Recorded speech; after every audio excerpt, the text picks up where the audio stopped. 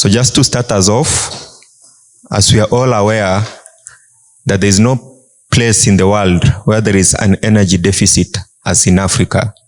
And we all know that almost 40% of our population in the continent do not have access to electricity. And other people say 940 million people do not have access to clean cooking. So for us to be able to bridge this gap, there have been a number of initiatives that have been made, both at country level, what we call the member state level, regional level, and at continental level. And one of the key aspects that we are looking at is having a single African energy market. And for us to have a single African energy market, it means we have to start at the regional level. We have to have a regional market. And for those ones who follow discussions on energy at continental level, you'd know that Africa is looking at having 5 power pools by the year 2030, at least all the countries within the power pools connected, and then having a full energy market by 2040. So having one of the biggest single electricity market in the world. For us to be able to achieve that, of course, then the Eastern African power pool has to be effected. And in this panel, we will be trying to understand what are some of the issues that are facing the development of the Eastern African power pool, and how can the East C&I industry try to benefit from this integration that we are looking at. So joining me in this panel is a number of eminent persons who have wide experience. I know most of us know them. I will give them in a minute an opportunity to introduce themselves, and then they will be trying to answer the questions. One, where we see the Eastern African power pool in the next few years. What are some of the regulatory challenges and technical challenges that they see that you're supposed to overcome?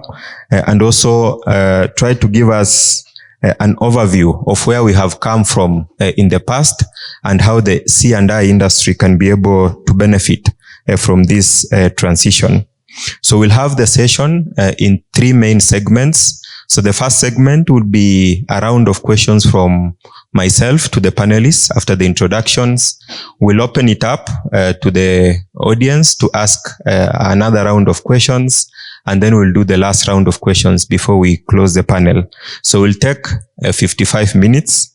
You'll be able to bear with us. We are aware that some people are traveling, but we'll try to make it as interesting as possible for you. So myself, I will start with myself. My name is Nickson Bukachi.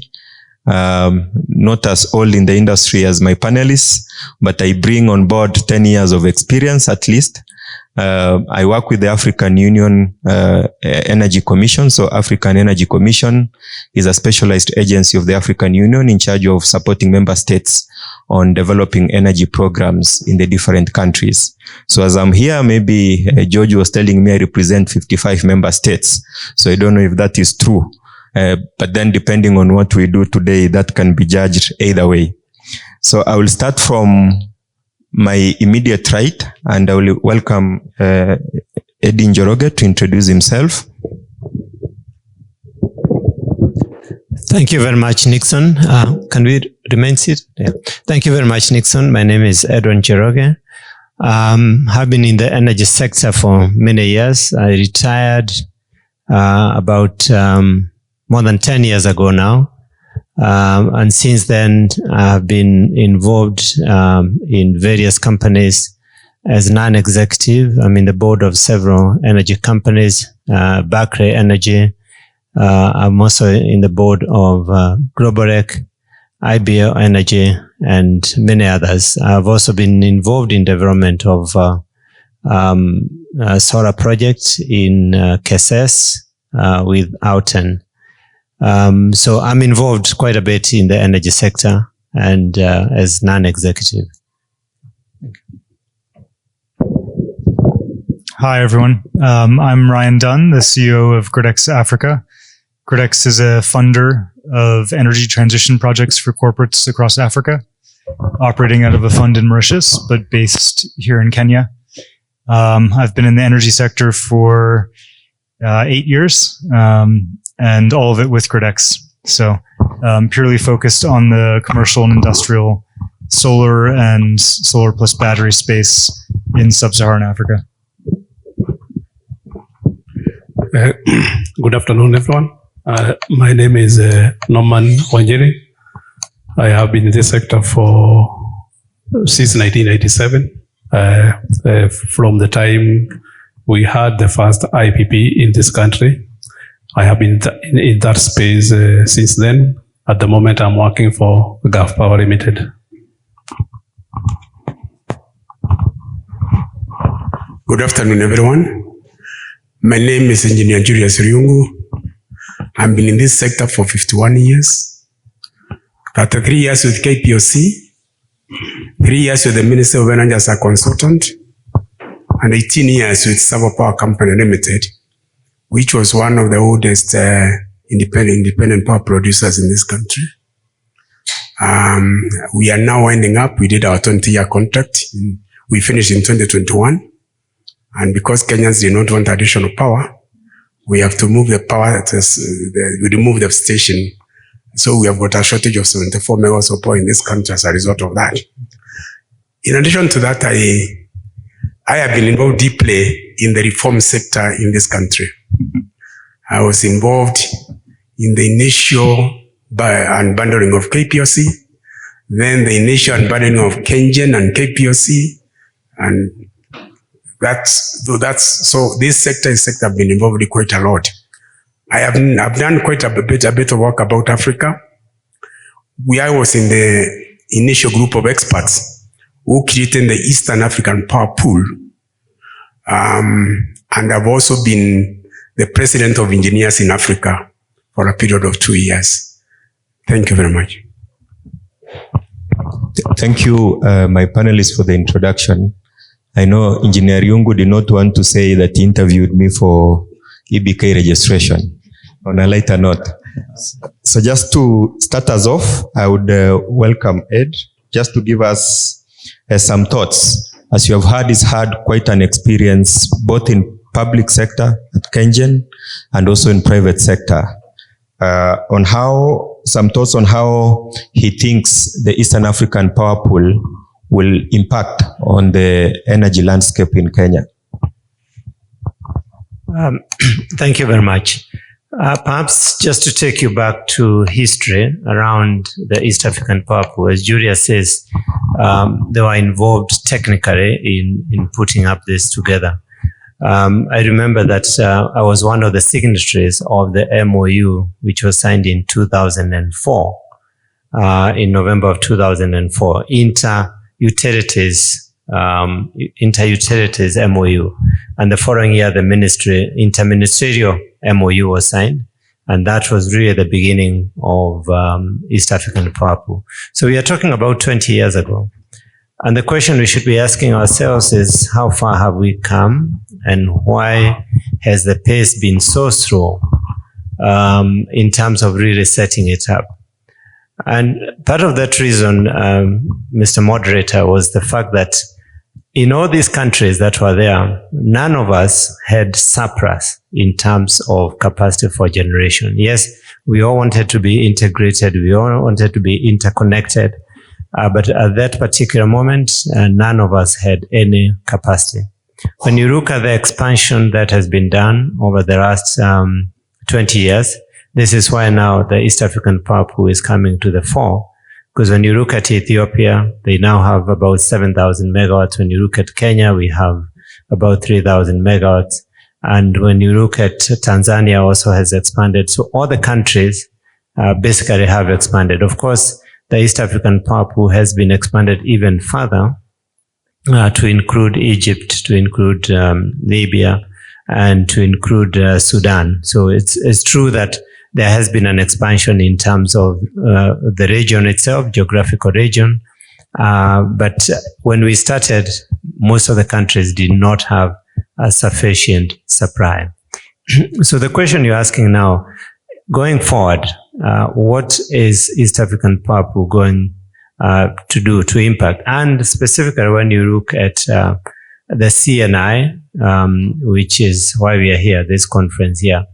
And I'll take you back to what the regulator said yesterday, the DG. And one of the things he told us is that if it was not for C&I, they would have been in serious problems. If it was not for the 600 megawatts of C&I, which they have licensed, this country would have been in a much more difficult situation. And so C&I is going to play a role, for instance, in terms of helping the national utilities have that extra power, extra energy that can be traded. And that's really what I feel strongly, that C&I, we may never get to a point where we are trading on the East African power pool, but we feel that we can be able to help in terms of reducing the demand or rather meeting part of the demand so that the utilities themselves can have the supply. And therefore, we will not be put in as much pressure ourselves when there is the East African power pool, because then we can be able to get from the neighboring countries. Yeah, thank you. Thank you for the insights and giving us the history of how we came up with the Eastern African power pool and the transition that we have had over the last 20 years. I'm not sure, Norman, from where you sit, do you see any other benefits of having the Eastern African power pool? Definitely. We have a number of benefits that we can potentially realize in the future. We should endeavor that time when once the pool becomes mature and well developed, where we can stop seeing ourselves as different countries, where the East African power pool can benefit from what experts, define, like we have 100,000 megawatts of, potential capacity from DRC, from hydro. So we should see a future in terms of joint investments. Many times we see multinationals investing in Kenya in production systems, and we have several multinationals that invest in other countries in East Africa. We should endeavor a time that KenGen, for example, may go to DRC and invest in a hydro and import that power to Kenya, because we do understand that hydro is the cheapest, source of power.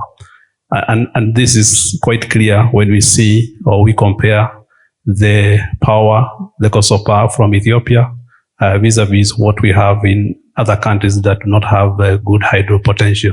So it is true, East African power pool is a way to go. And as Engineer Njoroge says, the future of C&I C&I will play a big role.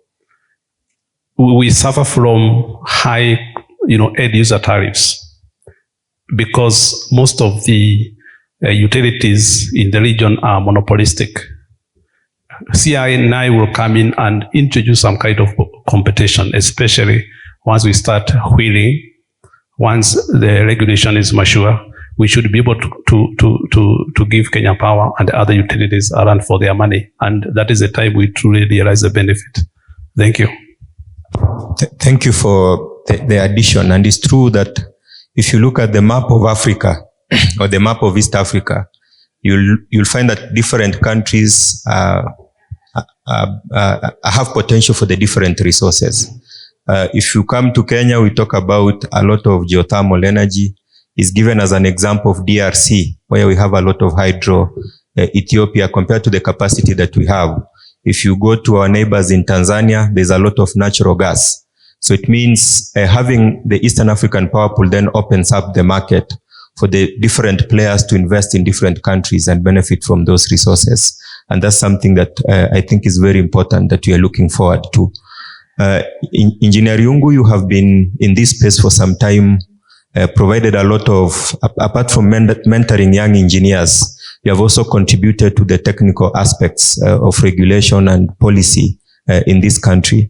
What are some of the technical challenges that you see for us to actualize the Eastern African Power Pool, in actualizing the Eastern African Power Pool?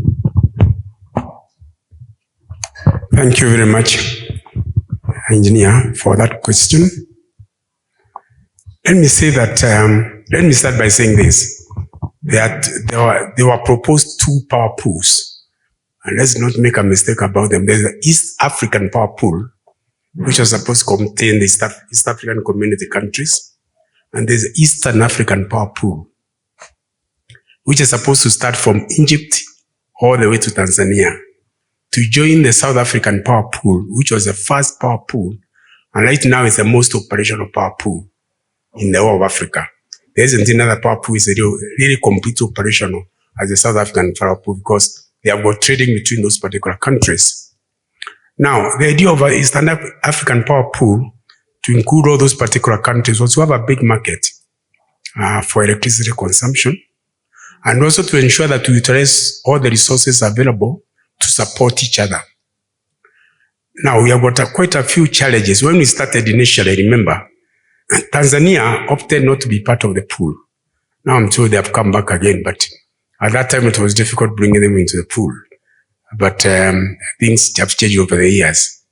So we have got those particular differences in our countries politically and sometimes economically. When some countries feel that other countries are more prevalent than themselves, and that cooperation seems to be lacking.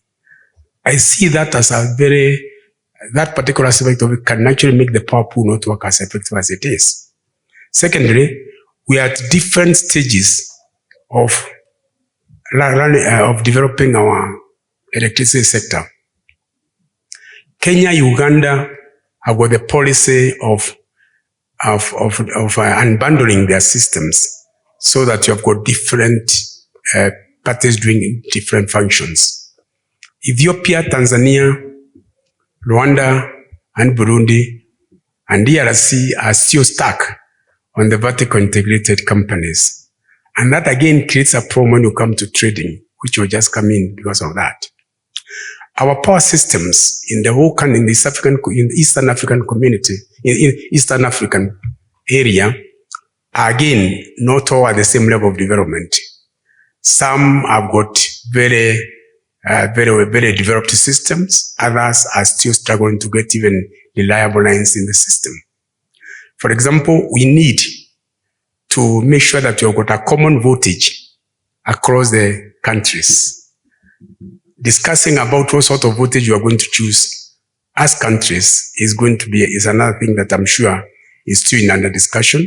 Because I remember Tanzania wanted 380 volts. We want 380 kilovolts. We wanted 400 kilovolts. But luckily enough, I'm happy. We have agreed with Tanzania, now we can interconnect with 400 kV. So those technical problems are going to come in as we try to bring the system together. When it comes to regulatory matters, again, our regulators are different stages of development. Now I'm happy that I understand the East African countries have formed a body where the regulators talk together, which is important. We need to have that particular understanding so that the regulation in all our countries can be normalized or can be standardized so that we are all looking at this thing together. If that is done, then we can have a very easy trading system. Now, you realize that private power participation in the power sector is not in all the countries in Eastern Africa. Some countries, the government is a very big player. Other countries have brought in private sector players in it. And these are things that need to be harmonized again between the countries so that when we say that we are going to bring the private sector in the pool, all the countries have got an approach to do that. So I look at those particular aspects of regulatory and technical matters, and I find that they are the first things to be sorted out. I understand now there is a pool, a trading. I think it's being set tomorrow, launched tomorrow, thereabout. Now, and it will be between utilities. Again, that is an area I'm sure if it is adopted in this particular time, we can now start building up to where generators can start trading with across countries where they can supply power from Kenya, you can supply to Tanzania, customers in Tanzania, And even in Ethiopia, you can supply customers in Uganda. And that is when the pool is going to achieve the aims at which it was set. We talked about supplementing each other's needs. For example, you find that in Ethiopia, sometimes they've got a lot of rains, and in Kenya we have got drought, Tanzania has got drought. We can utilize that power to be able to supply these countries. We find that Tanzania has a lot of natural gas. We can utilize that one. So if we can overcome those particular barriers that are appearing right now, I'm sure we are going to have a very successful power pool. Thank you. Thank you, Engineer. Very key points. Geopolitics at the beginning of every trade. And as you know, the African Union has been trying to push for the African Continental Free Trade Area. And one of the aspects that you're looking at is trading energy as a commodity. So if we realize that we need our neighbors more, then we can be able to push the discussion for the power pools further and more quickly. Of course, the aspects of technical standards, the market structure. In Kenya, we have tried to unbundle over time. I know Uganda is bundling again into a vertical integrated market. So we have to make sure that these structures are then harmonized for us to be able to move forward. And of course, then the aspects of technical standards, as engineers rightly mentioned. So I will go to Ryan, and in this case, GridX has been in the Kenyan space for 10 years now, thereabout, and trying to navigate this space, the C&I space. What do you think would be some of the challenges of private sector participating in the power pool in terms of providing electricity to other countries or exporting from Kenya to other countries? Yeah, so I think it's quite a bit different for us because we have, so in Kenya we have thereabouts 10 megawatts of C&I installations, but these obviously range from 25 kilowatt peak all the way up to 3-4 megawatts. And so we're, if you aggregate all of our power, we're, not nearly as big as Gulf Power, but, heading in that direction. But we're a small player, right? And so it's hard for us to, I think, especially at this stage, how do the small players like GridX, how do we actually participate, right? Like, is it, if trading is fully implemented, are we just going to be kind of trodden on by the larger producers who, take up full kind of hourly blocks of power, and we're trying to put in our little systems here and there, and often do have power that can and should be evacuated, right? Like, I think for us, this moving forward is quite important, right? I think it de-risks C&I projects for the clients and for us as the funder. If there's kind of an outlet, like an ability to evacuate curtailed power or, unusable power, and also a way for us to, do larger installations than clients could normally bear and give them a lower cost of power than they should be receiving normally. So I think there's a lot of potential, but I think given how small, the GridXs and, the Equators and, the Solarizes and the EcoLegos and all of us kind of smaller C&I portfolios, we're not nearly as big as the IPPs. And so, making sure that we can still kind of participate, I think will have a big benefit to Kenyan businesses, right? I think that's who will ultimately win if we can find ways to kind of properly participate in the power pool. Thank you. So how do we onboard, that's the question, the small players in the market to benefit from the Eastern African power pool is the main question that we should also have as we talk to the big players in the market. So before I go to the audience, I would give the panelists 1 minute to just reflect. Kenya is in the process of coming up with an open access regulation or framework. And how do you think we can take advantage of what is going to happen in the region? If we have this regulation in place, how can we prepare ourselves as a country to take advantage of the Eastern African power pool, of the expanded market that we are looking at? So I don't know if I start from my immediate right.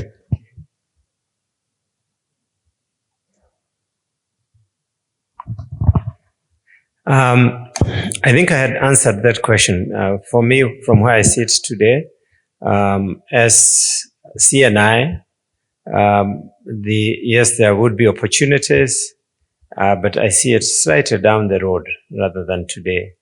I can't see any of the C&I people trying to trade in the market within the East African Power Pool. But as I said, by us participating, by us being there, we are helping the utilities and the bigger companies participate in the pool, and therefore leaving us to expand. So in other words, what I'm saying is, because the big boys are being pushed out they can go to the market, we are then being left out to play in the Kenyan market.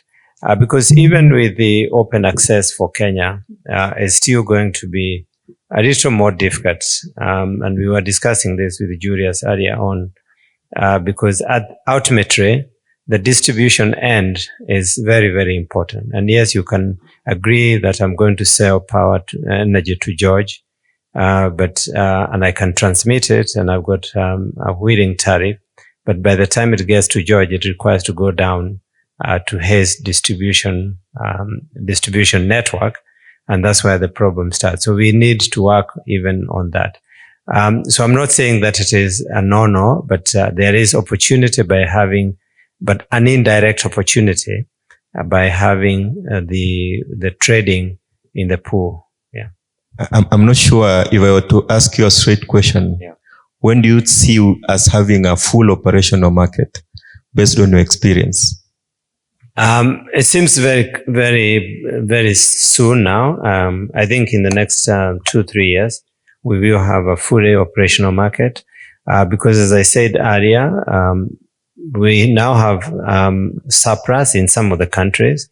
There is also the interconnection, which has now been done. Tanzania has now been completed.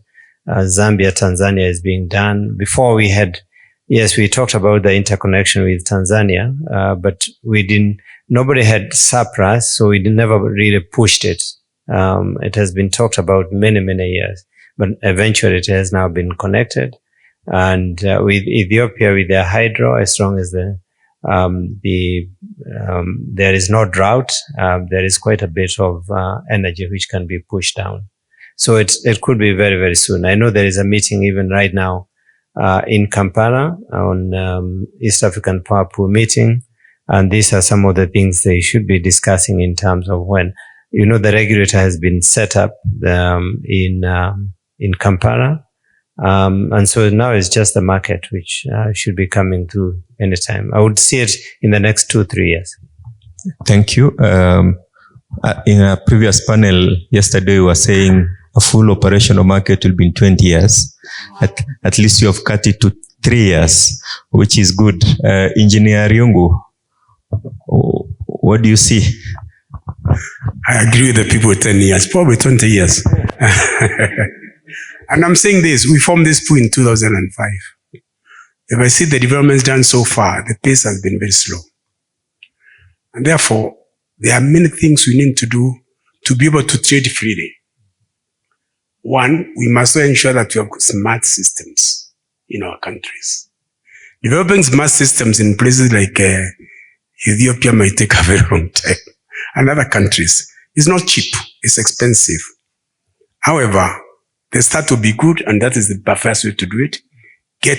Like now we trade, Kenya trades with Uganda, Kenya trades with Tanzania, Kenya trades with Ethiopia. Direct like that, that's okay. That is KPOC trading with Ethiopian power, and so on and so forth. But when you come to real market, the market means that if I'm sitting in my house, I can decide that I'll get my power from Ethiopia for the next 3 hours. How can I do that on a system which is archaic, which is not smart, which cannot detect where the power flows? So establishing a full market, to me, is going to take time. And the utilities or the countries must adopt the smart grid system. And that's where the expense comes. However, talking about the access this particular open access is a very good idea, by the way. Every power system must have, people want to put that power in the system, must be around to do so. And so I want to congratulate EPLA for making that particular move to make sure that we can open up the system so that it's not only KPOC which can actually put the power in, and not only the generators who are contracted with KPOC who put the power in the system, even people who decide to start their own power stations can have access to sell power if they identify the customers. So the policy is good. However, how effective it's going to be will depend entirely on our systems. KPOC system, as Eddy has said, KETRACO systems, to ensure that if I generate my power here today, and I'm selling to somebody in Mombasa, he can get reliable power and high quality power. Because if KPOC or KETRACO are going to distort that power on its way to Mombasa, then I have no business at all. The customer will not see the difference between me and the public utility. And that might discourage people coming in to do that sort of free access. So these are what I would expect EPLA to do now. Now that you have seen there's open access, can you put the standards of operation for these particular people who will be now wheeling the power from one point to another one, from the generator to the customer, so that they maintain minimum standards? And if those standards are not maintained, there are penalties, heavy penalties, not small penalties, heavy penalties.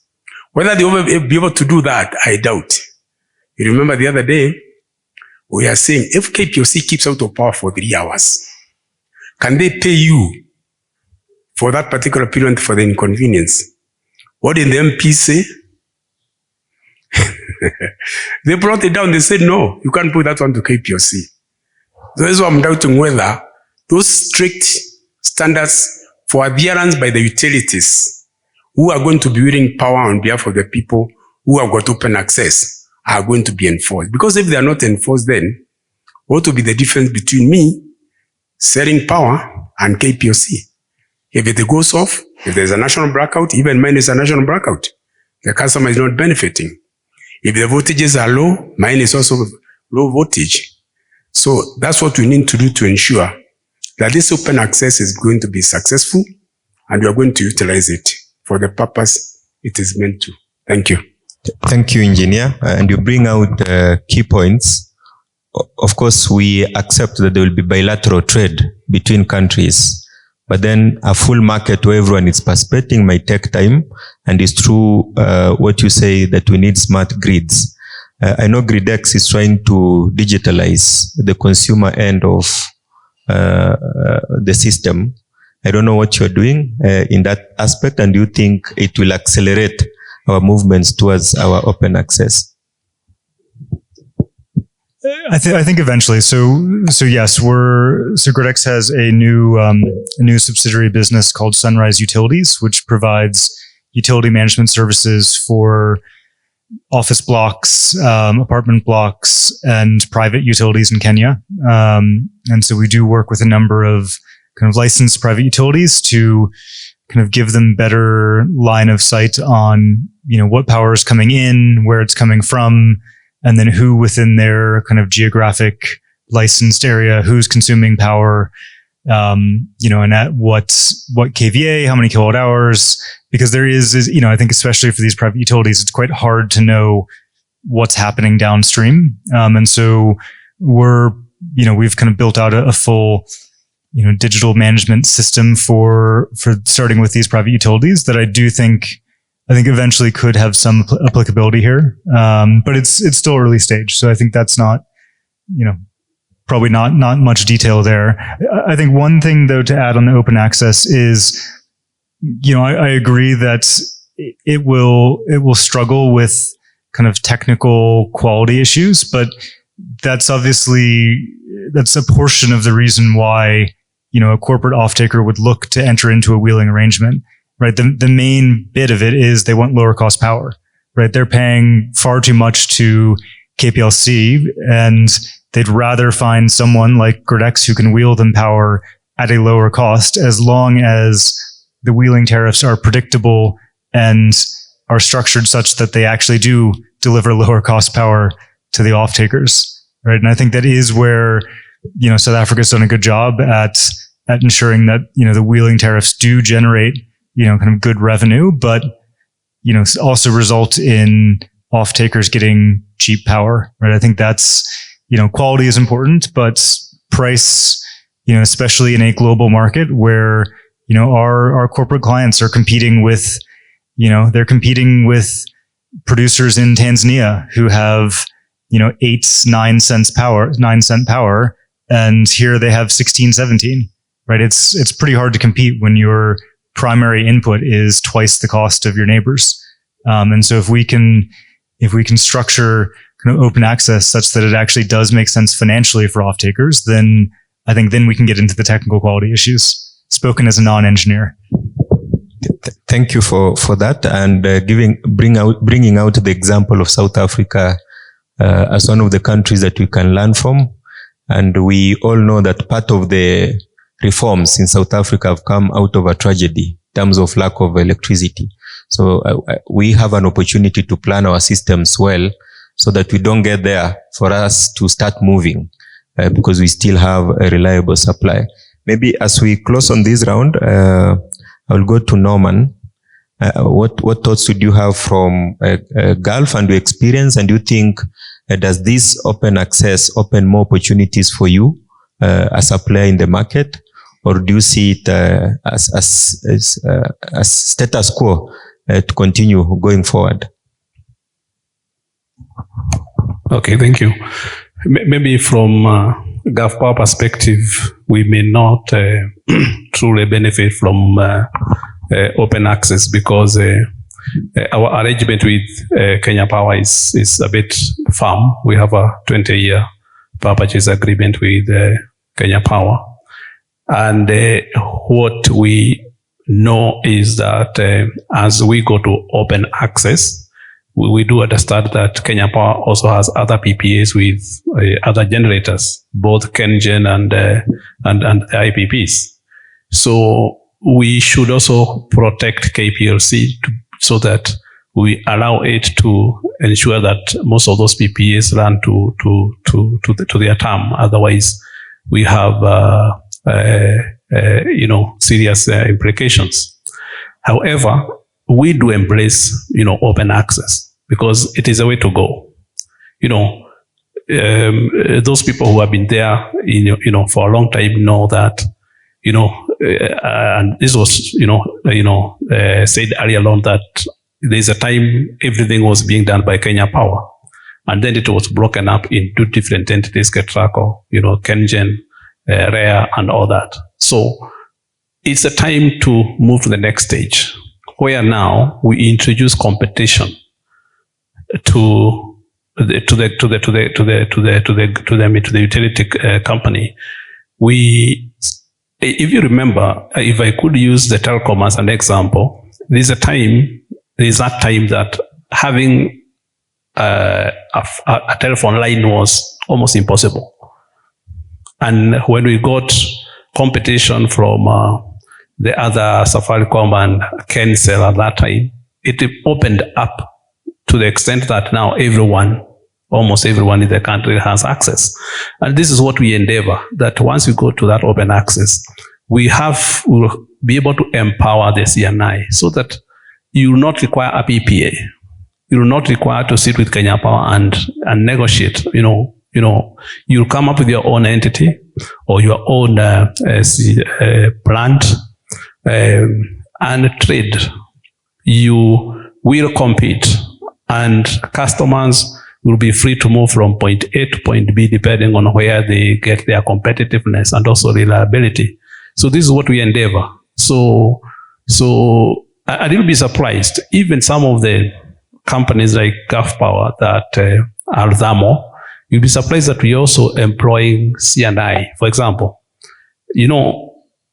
thermals are supposed to come to mitigate the shortfalls in the country.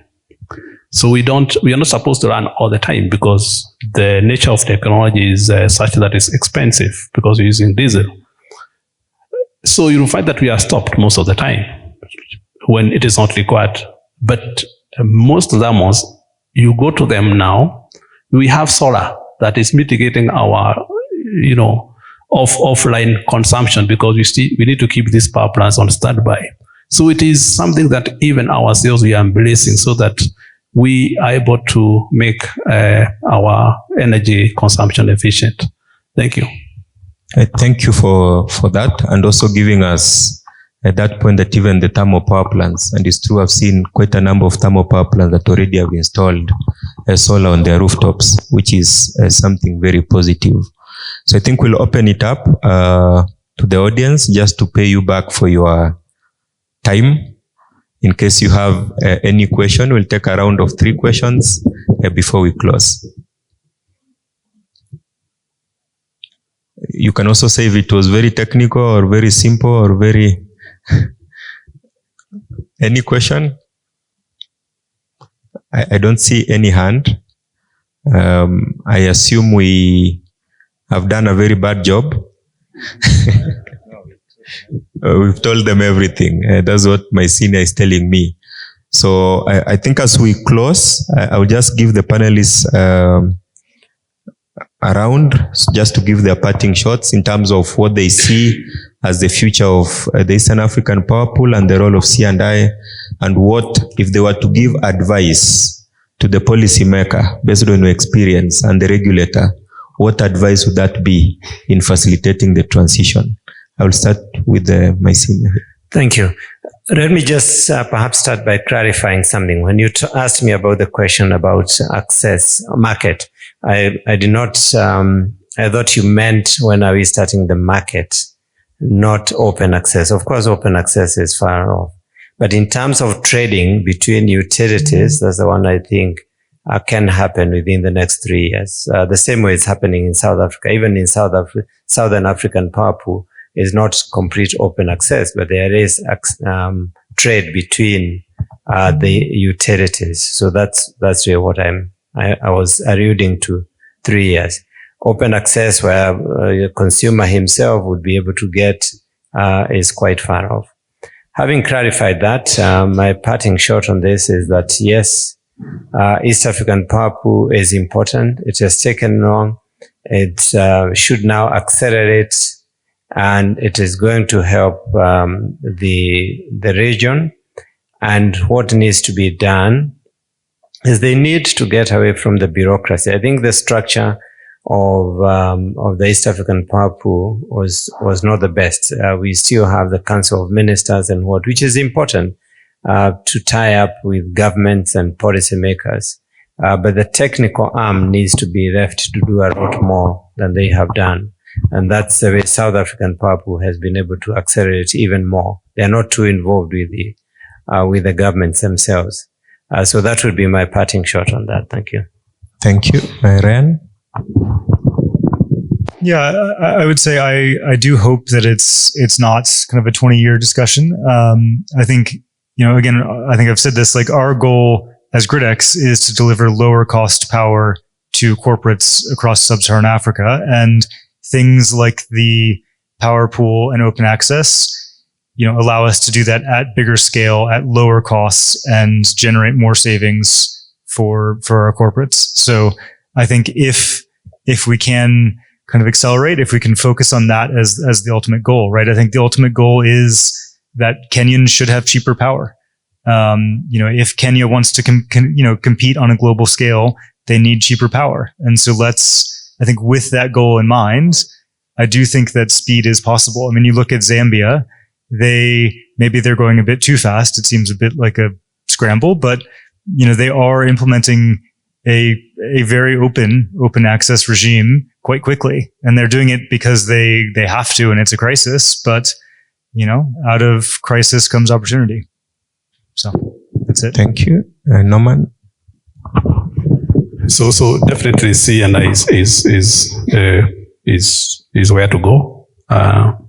It is our hope for cheaper electricity, and just to also maybe in the next discussions in the future, I think we might need to also expand the participation.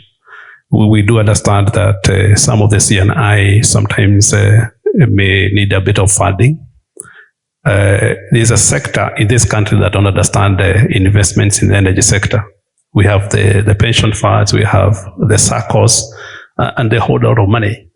So I would endeavor that maybe we include their participation so that we educate them, so that they see the need also to invest in this sector instead of all the time relying on foreign, funding. So that once we, empower our financial sectors and other areas, then I'm sure we'll be able to have, truly, supported products locally, and it should be a good success.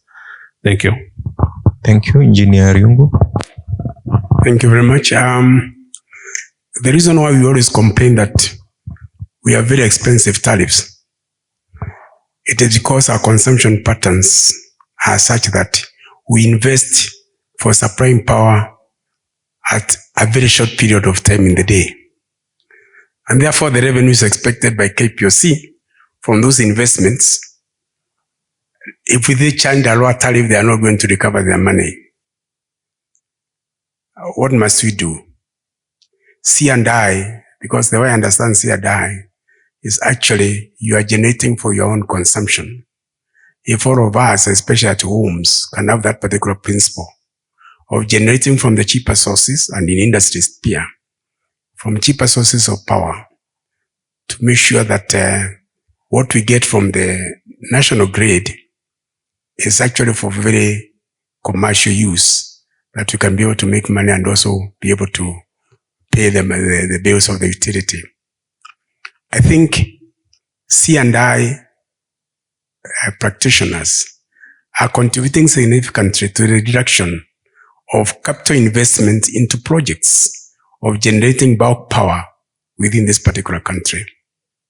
And I hope that the rest of East Africa will follow suit and encourage the same, so that we don't have to make power very expensive, because we have got cheaper ways of generating our own power internally, and leave the utilities to supply the very essential commercial and industrial power that is required for the development of this country. So I would encourage that this spirit of self-generation, using cheaper sources of power, be encouraged, and we proceed with it, because we are going to relieve a big burden. We are going to shed off a bit of load, quite a bit of load from the utilities, and we can also that way reduce the cost of electricity in this country. Thank you. Thank you very much. And with that, we close this session. I will just give a small recap of what we have been able to discuss. One, I think one of the things that came out from the panelists is that we have had a long journey, starting from the year 2004, setting up the Eastern African Power Pool. At that point, it didn't look necessary because everyone felt they are self-sufficient in terms of electricity. But then over time, it has become more necessary for us to integrate for the benefit of the member states within the Eastern African Power Pool themselves, and also for the benefit of the consumers themselves. And for sure, of course, the integration comes with challenges. I think technical challenges were mentioned in terms of having a uniform, for example, grid code with similar standards. There's geopolitics that comes into play, where different countries are pulling in different directions, and also the differences in the market structures in the different countries are some of the barriers that we need to navigate. But one of the things that encourages me today is that from the years of experience that we have here, everyone feels that the time is now for us to have an open access system in Kenya, and by extension, an East African power pool.